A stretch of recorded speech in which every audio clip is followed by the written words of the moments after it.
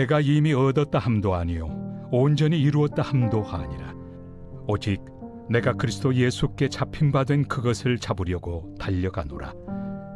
형제들아, 나는 아직 내가 잡은 줄로 여기지 아니하고 오직 한 일, 즉 뒤에 있는 것은 잊어버리고 앞에 있는 것을 잡으려고 표대를 향하여 그리스도 예수 안에서 하나님이 위에서 부르신 부름의 상을 위하여 달려가노라.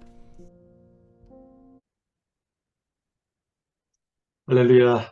오늘도 예수 그리스도 안에서 좋은 일들이 일어나고 있습니다. 이제 2022년 여러분들께서 송년을 잘 보내시고 이제 2023년 희망찬 여러분들께서 바로 새해를 맞이하시기를 주의 이름으로 축원합니다. 오늘 주님께서 주시는 말씀은 빌립보서 3장 12절에서 14절의 말씀으로서 송구영신의 마음 결단 이와 같은 제목으로서 말씀의 은혜를 나누고자 합니다. 우리가 하나님의 영광을 위해서 믿음으로서 여러분이 항상 정직하게 달려가시기를 주의 이름으로 축복합니다. 이제 저물어가는 한 해의 길목에서 우리는 석양을 생각하게 됩니다. 석양을 사랑하는 이유는 석양 속에 새벽에 떠오르는 힘찬 태양이 감춰져 있기 때문입니다. 지는 해를 붙잡을 수 없듯이 흐르는 세월을 붙잡을 수는 없습니다. 세월은 결코 우리를 기다려주지 않습니다. 그러나 우리가 할 수 있는 일이 있습니다. 그것은 흐르는 세월의 의미를 부여하는 겁니다. 나이가 들수록 성숙한 인간이 될 수 있다면 나이가 들어가는 것을 결코 아쉬워할 것 같은 일이 아닙니다. 시간마다 우리의 생애에 하나님의 은혜가 흐르는 카이로스의 것 같은 인생이라면 참으로 복되고 바로 이 땅에서 웰빙의 복된 것 같은 삶을 사는 인생인 것입니다. 그래서 모세는 하나님께 우리에게 우리의 날을 계수함을 가르치사 또 지혜의 마음을 얻게 하소서 같이 시편 90편 12절을 통해서 하나님 앞에 기도했습니다. 사람이 살면서 우리가 죽는 날이 있는 것을 항상 기억하게 하고 지혜롭게 살도록 해달라고 하는 이것이 지혜자의 그 마음인 겁니다. 우리의 날을 계수한다는 것은 우리가 사는 하루하루를 허비하지 않고 귀하게 쓴다는 것을 의미합니다. 그래서 바울은 에베소서 5장 16절을 통해서 세월을 아끼라 때가 악하니라고 같이 했습니다. 한 해를 시작한다는 것은 한 번도 쓴 일이 없는 하얀 도화지를 쓰는 것과 똑같습니다. 어떤 생각으로 그림을 그리냐에 따라서 걸작과 그리고는 졸작이 결정되듯이 어떻게 마음을 먹고 한 해를 시작하느냐에 따라서 그 해의 성공 여부가 결정됩니다. 가장 지혜로운 사람은 매 순간을 감격 속에서 감사하는 마음으로서 사는 사람이 가장 지혜로운 사람인 겁니다. 우리가 살고 있는 하루하루는 하나님이 우리에게 바로 주신 너무나 고귀한 선물입니다. 따라서 자신을 잘 성찰하고 또 잘 정비해서 참으로 지혜로운 것 같은 생애를 살아야 합니다. 우리는 잘못된 실수를 반복하지 않을 수 있는 것도 그것은 자기를 성찰할 때 그렇습니다. 또한 바로 희망찬 내일을 설계할 수 있는 것도 우리 자신을 성찰할 때 그와 같이 주어지는 겁니다. 여러분, 다이아몬드와 수천 무슨 원소가 같습니다. 그러나 하나는 다이아몬드가 되고 다른 하나는 값어치 없는 바로 흔한 수치 되었습니다. 어떻게 생성하느냐에 따라서 어떤 마음을 품느냐에 따라서 그 존재의 가치를 결정하게 되는 겁니다. 그래서 성경은 바로 예수 그리스도를 마음속에 품으라고 같이 권면하고 있습니다. 우리가 예수 그리스도를 품고 예수 그리스도를 본받는 삶을 사는 사람은 다이아몬드와 같이 아주 가치 있는 존귀한 자가 될 수 있다는 것을 말씀하고 있습니다. 새해에는 여러분 자신을 잘 가꾸어서 다이아몬드와 같이 아주 가치 있는 것 같은 삶을 사는 여러분이 되시기를 주의 이름으로 축복합니다. 너는 범사의 그를 인정하라. 그리하면 내 길을 지도하시리라고 잠언서 3장 6절은 우리에게 말하고 있습니다. 여러분, 우리 주님께서는 달란트 비유를 통해서도 말씀하십니다. 반드시 이제는 결산이 있다. 평가가 있다. 그것을 명심해라. 그래서 열매 있는 것 같은 신앙생활을 하라고 주님은 말씀하십니다. 어떤 열매입니까? 첫째는 여러분이 2022년 동안 한 해를 살면서 얼마만큼 복음 증거의 열매가 있었느냐. 여러분이 바로 2022년에는 몇 명을 꼬같이 바로 주께로 인도하고 또 전도하는 건가. 교회는 또 얼마나 그 같은 복음 증거의 열매가 있었는 건가. 다시 점검하면서 여러분들께서 수많은 사람들 옳은 대로 들어오게 하는 그 같은 하늘의 별과 같이 빛나는 여러분이 되시고 또 교회가 될 수 있도록 최선을 다하시기 바랍니다. 두 번째는 인격 변화의 열매에 대해서 말씀하십니다. 과연 나는 어제와 같은 오늘을 살지 않고 오늘 더욱더 성숙된 것 같은 신앙생활이 할 수 있도록 인격 변화가 있었는 건가? 주님은 오냐고 겸손하니 내게 배우라고 말씀하고 있습니다. 여러분이 성숙된 이와 같은 인격 변화의 열매를 주님께서는 요구하십니다. 세 번째는 바로 주님 예수님께서 우리에게 새 계명을 우리에게 주신다고 말씀하시면서 하나님을 사랑하고 이웃을 내 몸같이 그같이 사랑하라고 말씀했습니다. 반드시 사랑의 열매가 있어야 된다. 하나님 앞에 얼마나 여러분이 전적으로 전심신앙으로서 그같이 섬겼고 또 하나님을 여러분들께서 사랑한다는 것은 그것은 우리에게 예수님께서는 하나님의 계명을 여러분들께서 조차 순종하는 것이라고 말씀했습니다. 그래서 이웃에 대한 것 같은 사랑의 열매도 있어야 됩니다. 선한 사마리아인과 같은 과 같은 자세로서 여러분이 이제 이웃을 향하는 것 같은 열매도 풍성하시기를 주 이름으로 축원합니다. 그 평가에 대해서는 악하고 게으른 종아 내게 절단하라고 이와 같이 평가를 내릴 수도 있고 또 바로 착하고 충성된 종아 잘하였도다. 바로 너는 주인의 즐거움에 참여할지어다. 이와 같이 축복받는 하나님께 인정받는 자도 있습니다. 그래서 인생의 또한 종말에는 반드시 히브리서 9장 27절의 말씀처럼 사람이 한 번 죽는 것은 저간이치요 죽은 다음에 심판이 있다고 이와 같이 우리에게 말씀하고 있습니다. 그렇기 때문에 우리는 매일매일 여러분들께서는 종말 의식을 가지고 사셔야 되고 또 하나님 앞에 선자로서 고람되어 신앙의 자세로서 여러분이 살아야 된다는 것을 말씀하고 있습니다. 전도서를 보면은 시작이 있고 끝이 있다고 말씀하고 있습니다. 성도는 시작이 중요하지만은 마지막은 더욱 중요하다는 것을 명심하라는 겁니다. 그러면은 오늘 내일을 향한 우리가 마음의 결단은 어떤 자세로서 송구영신의 것 같은 마음의 결단을 해야 할 것인가? 첫째는 여러분, 과거는 잊어버려야 한다는 것을 말씀하고 있습니다. 본문 오늘 13절에 오직 한 일, 즉 뒤에 있는 것은 잊어버리라고 바울은 말씀하고 있습니다.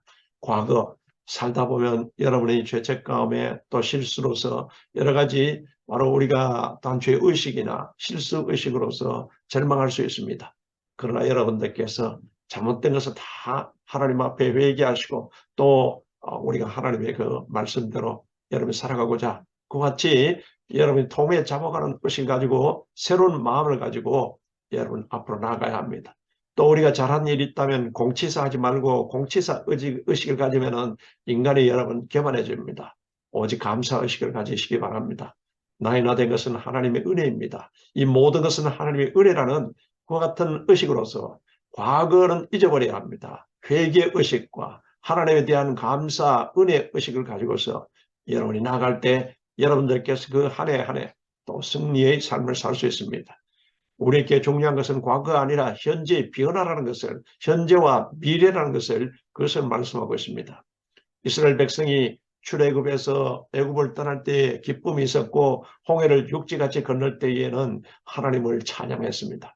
그런데 왜 그들이 광야에서 하나님을 원망했습니까? 과거의 애굽 생활에 대한 기억과 영향력으로 인해서 하나님이 주시는 만나와 메추라기에 대해서 감사를 하지 못했기 때문입니다. 또한 잡족들이 섞여 나와서 그들이 자꾸 불평, 원망을 선동했기 때문에 그게 선동당하고 만 겁니다. 하나님의 은혜와 그리고는 우리가 항상 어려운 상황에서나 어떤 상황에서도 섭리의식을 가져야 합니다. 하나님의 은혜와 섭리의식을 망각해버리면 현재 상황에 불평, 원망, 악평, 비판밖에 나오지 않습니다. 그렇게 살아가서는 안 된다는 것을 말하고 있습니다. 그래서 이사야서 43장 18절 19절을 통해서 말하고 있습니다. 너희는 이전 일을 기억하지 말며 옛날 일을 생각하지 말라. 보라, 내가 새 일을 행하리니 이제 나타낼 것이라. 반드시 내가 광야의 길과 사막의 강을 내리라. 이와 같이 하나님이 약속했습니다. 어떤 사람에게 약속하십니까?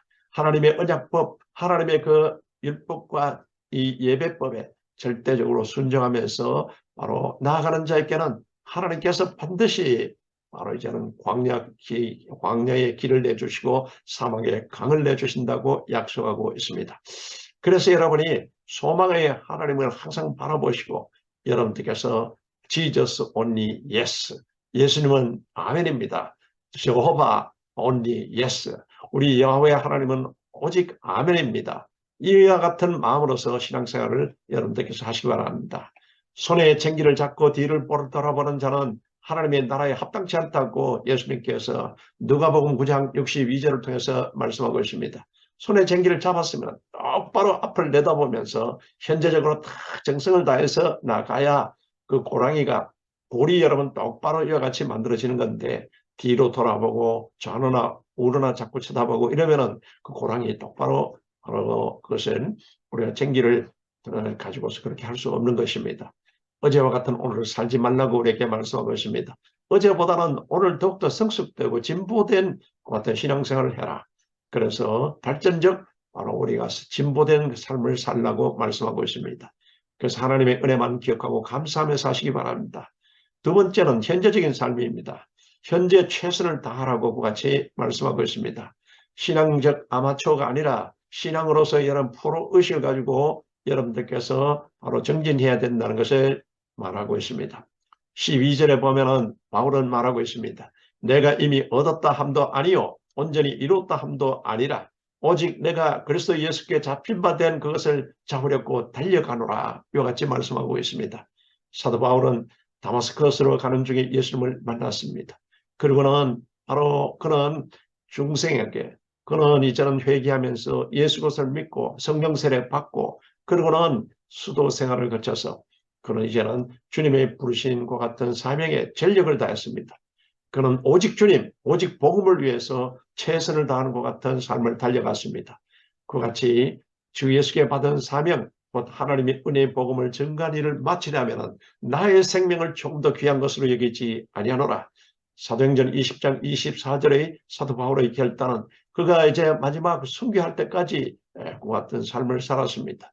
그는 그의 속에서 능력으로 역사하시는 이 역사를 따라 힘을 다해서 수고했다고 골로새서 1장 29절에서 말씀하고 있습니다. 우리는 뒤로 물러가 침륜에 빠질 자가 아니라고 바울은 말하고 있습니다.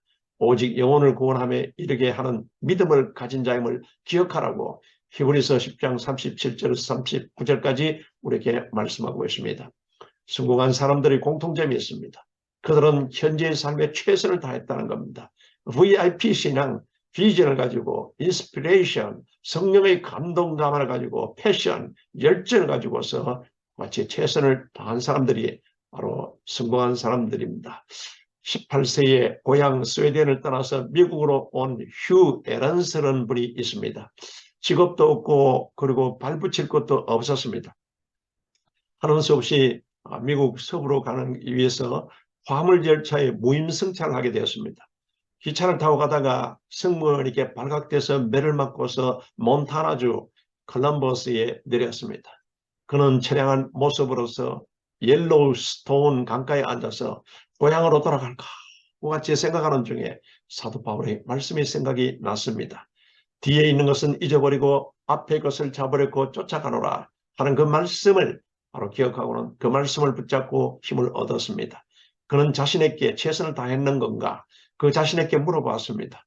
그리고는 내가 떨어진 이 땅 몬타나에서 기도하면서 최선을 다해보자. 이와 같이 그는 결단하고 결심을 하게 된 겁니다. 그로부터 30년 후에 그는 주지사가 되었고 미국 역사에 아주 바로 역사에 남는 훌륭한 것 같은 인물이 되었던 겁니다. 성도 여러분, 여러분들께서 바로 모든 일에 최선을 다하시고 후퇴하지 않은 것 같은 삶을 사시기 바랍니다. 진인사 대천명이라는 말이 있습니다. 진인사 대천명, 삼국지 연의에 나오는 제갈량이 한 말입니다. 바로 자신의 할 일에 최선을 다하고 하늘의 명을 기다린다는 것 같은 말인 겁니다. 여러분, 우리도 여러분 주님이 주신 일에 현재적으로 최선을 다해서 달려가시면서 그러고는 하나님의 바로 명을 기다리는 여러분이 되시길 바랍니다. 주님은 여러분을 항상 바로 불기둥과 구등기둥으로서 인도하여 주십니다. 세 번째, 이제 미래를 향한 자세의 결단입니다. 미래를 향한 목표가 있어야 된다는 것을 14절에 말씀하고 있습니다. 14절에 푯대를 향하여 그리스도 예수 안에서 하나님이 위에서 부르신 부름의 상을 위하여 쫓아가노라고 말하고 있습니다. 저나 여러분이나 여러분 자기 의지가 아니라 예수 그리스도께 잡힌 바 된 여러분입니다. 우리는 택하신 족속이요 왕같은 제사장이요 거룩한 나라요 그의 소유된 백성이라고 베드로전서 2장 9절을 통해서 베드로는 우리에게 말하고 있습니다. 그러니까 하나님이 주신 은사와 재능에 맞춰서 하나님께 영광 드리고 하나님의 기쁨이 되는 일에 또한 하나님의 그 같은 뜻에 맞는 일에 여러분들께서 다 이제 거기에 목표를 두고서 여러분들께서 매일 최선의 삶을 살아가십시오. 그러면은 바로 이제는 나를 보내시니까 나를 여러분들께서 홀로 두지 않게 하시고 주님이 항상 기뻐한 일을 행하고 하나님께 영광, 하나님의 뜻을 행하는 여러분에게 하나님께서 함께 하신다는 것을 우리에게 바로 요한복음 8장 29절을 통해서 예수님께서 임마누엘의 비결에 대해서 말씀하신 겁니다. 우리가 예수 그리스도를 구주로 영접하고 구원의 확신과 내세의 소망이 분명하면은 삶의 목표가 여러분 바로 우리가 지금 살아가는 것이 달라야 하는 겁니다. 우리가 땅의 세상 지향적인 여기에서 천국 지향적인 것 같은 인생관을 가지고서 여러분 사셔야 합니다. 우리가 살아도 주를 위하여 살고 죽어도 주를 위해서 죽나니 그러므로 우리는 사나 죽으나 주의 것이로다. 로마서 14장 8절을 통해서 바울은 말하고 있습니다. 여러분 그렇기 때문에 우리의 시간과 물질과 우리 생명 모든 것이 다 하나님의 것입니다. 그렇다면은 주님의 영광을 위해서 주님이 기뻐하시는 곳에 주님이 뜻하신 일에 여러분들께서 여러분 시간과 물질과 여러분 생명 모든 것을 다 사용하시길 바랍니다. 네 번째 우리 자세는 여러분이 신령과 진정으로 예배드리는 예배의 성공자가 되어야 된다는 것을 말하고 있습니다. 요한복음 4장 23절 24절을 통해서 하나님의 영이시니 신령과 진정으로 예배하는 자를 찾으시라고 말씀하고 있습니다. 우리가 며칠 전 여러분들께서는 성탄절을 여러분들께서는 보내셨습니다. 성탄은 이 땅에 오신 예수 그리스도 저 멀리서 또한 동방박사들이 여러분 바로 예수님을 찾아와서 경배하는 그 모습이 마태복음 2장 11절에 나타나 있습니다. 우리가 신앙생활을 하면서 가장 기본적이고 동시에 가장 중요한 게 뭐냐? 그것은 두말할 것 없이 예배라는 것을 말하고 있는 겁니다. 예수 믿고 나서 가장 먼저 시작하는 게 예배입니다. 천국 갈 때까지 더 나아가 천국에 가서도 여러분 영원히 바로 할 것은 바로 예배라는 것을 성경은 말하고 있습니다. 예배는 중요하기보다는 필수적이라는 겁니다. 그렇지 않은 예배를 위해서 태어난 사람이라고 말하고 있습니다. 이런 사실을 성경 전체가 강조하고 있습니다. 여러분 하나님이 이 창조하는 목적은 하나님이 영광 받으시기 위해서 하나님께 찬송, 하나님이 찬송 받으시기 위해서 하나님이 하신 일을 나타내기 위해서 이와 같이 창조했다고 말하고 있습니다. 시편 19편 1절에 모든 피조물이 하나님의 영광을 위해서 제업을 받아 쓴 그것을 증거하고 있습니다. 이게 여러분 구원의 목적이나 창조의 목적이 전부 하나님께 영광, 여러분 그것은 하나님께 예배라는 것을 말씀하고 있습니다. 찬송 즉 하나님께 예배하는 것 자체가 그 목적이라는 것을 말씀하고 있습니다. 인생의 창조 목적도 예배, 또한 죄와 사망에서 구원하신 목적도 예배라는 사실을 잊지 말아야 합니다. 그래서 구원받은 우리 성도들이 목적이 이끄는 것 같은 삶을 살 때 제1목적이 그것은 예배라는 것을 항상 명심하시고 여러분들께서 산 예배를 드리셔야 한다는 겁니다. 우리가 타성에 젖어서 예배의 본질을 놓치고 있는 경우를 많이 볼 수 있습니다. 여러분 그런 예배는 죽은 예배요 들이나 마나한 예배입니다. 그런 예배를 성경은 가인의 것 같은 제사 즉 가인의 예배라고 말씀하고 있는 겁니다. 우리는 살아있는 예배 아벨의 예배를 드려야 됩니다. 하나님께서 말씀하신 대로 여러분 신령과 진정으로 그와 같이 여러분들께서 예배를 드려야 한다. 구약 성경 레위기에 보면 매일 2번씩 상번제를 조석으로 같이 드리라고 말씀하고 있습니다. 그래서 항상 우리의 삶이 바로 여러분들께서 예배드리는 영적 예배자로서의 같은 삶을 살라는 겁니다. 살아있는 예배란 것은 살아계시는 하나님을 경험하는 신령과 진정을 드리는 예배요. 하나님이 기뻐 받으시는 그 예배인 것입니다. 그래서 여러분들께서 날마다 살아계신 하나님을 경험하고 승리하는 것 같은 복된 인생의 예배자가 되어야 된다는 것을 우리에게 말씀하고 있습니다. 아인슈타인 박사가 뉴욕에서 기차를 타고 어디론가 가고 있었습니다. 근데 잠시 후에 승무원이 승객의 표를 조사하기 시작했습니다. 그때 아인슈타인 박사는 표를 호주머니에서 찾고 있었지만은 표를 찾을 수가 없었어요. 그래서 그 승무원이 아인슈타인 박사님, 저는 당신을 잘 압니다. 속이고 타실 분이 아니라는 것도 잘 알고 있습니다. 그래서 제가 받은 줄 알고 그냥 지나가겠습니다. 그러고는 그 승무원이 지나갔습니다. 그러고는 그 승무원이 바로 이제는 검표를 다 마치고 다시 돌아가다가 그 아인슈타인을 보니까 아직까지 표를 찾고 있는 겁니다. 그래서 검표원이 표는 받은 줄로 생각하니 걱정 말고 표를 찾지 않아도 됩니다. 그 같이 말했습니다. 이때 아인슈타인이 말했습니다. 그게 아닙니다. 표에 내가 내릴 역이 기록되어 있는데 내가 어느 역에 내려야 하는지 알 수 없어서 표를 찾고 있습니다. 이와 같이 답했습니다. 기차를 타기는 탔는데 어느 역에 내리는지 방향 표대를 알지 못하면 큰일이 아닙니까? 우리가 살아갈 때 어디로 가면 어느 곳에서 무엇을 하는지를 분명히 알지 못하고 방황을 하면은 그 인생은 참으로 낭패를 만난 실패한 것 같은 인생이 되고 마는 겁니다. 바울은 표대를 향하여 그리스도 예수 안에서 하나님이 위해서 부르신 부름의 상을 위해서 달려간다고 같이 말했습니다. 올 한 해도 이제는 다가오는 여러분 바로 해를 맞이하면서 2022년 여러분 참으로 바쁘게 달려오셨습니다. 이렇게 달릴 때 중요한 것은 속도보다 방향인 것입니다. 새해에는 여러분의 하나님의 영광을 목표로 삼고 다 그 주님이 부르신 것 같은 표대를 향해서 여러분 전력을 다하시기 바랍니다. 내가 친히 너와 함께하리라. 이때 주님은 항상 함께하리라고 같이 약속하고 있습니다. 이 하나님의 임마누엘의 약속은 조이 신앙, Jesus only yes, Jehovah only yes, 예수님은 우리의 아멘입니다. 이와 같은 바로 하나님 야훼 하나님은 우리의 아멘입니다. 이와 같은 신앙을 사는 여러분에게 지금도 내가 항상 너희와 함께한다는 이 말씀이 유효합니다. 지난 과거는 잊어버리고 여러분들께서 이제는 실패의식 또한 여러분 지나친 공로의식과 같은 잃어버리고 하나님의 은혜에 대한 감사의식을 가지고 사시기 바랍니다. 현재는 최선을 다합니다. 주님이 주시는 그 같은 이제 사명을 붙잡고 최선을 다하시고 그리고 다가오는 새해에는 하나님의 영광을 위해서 최선을 다해 사시는 바로 참 예배자가 되시고 참 하나님의 기뻐하시는 그 같은 여러분의 자녀, 하나님의 자녀가 되시기를 주의 이름으로 축복합니다.